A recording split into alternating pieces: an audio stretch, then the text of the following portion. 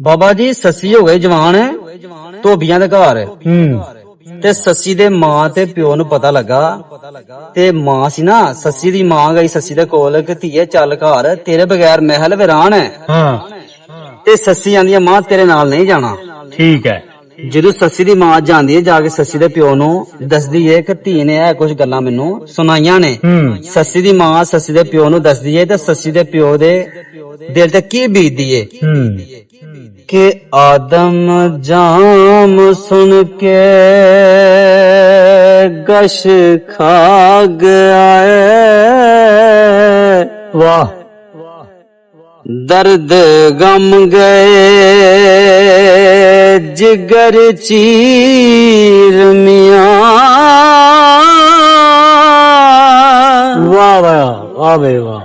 बुरा दुख औलाद दम प्यानू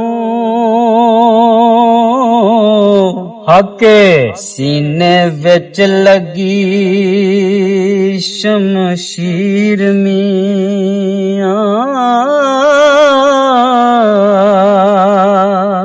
यू है ते नूरे चश्मे बिन जग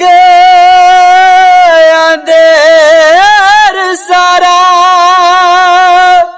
वाह लखते जिगर बिन जिगर नो पीड़ मियां।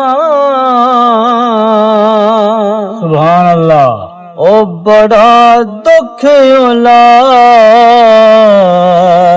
दम प्यानू। वाह हो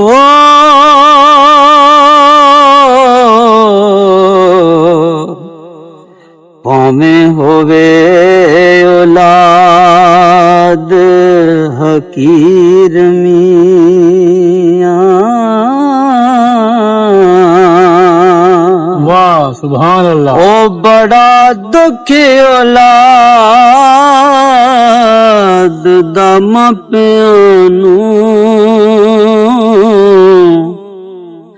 भावें होवे औलाद फकीर मी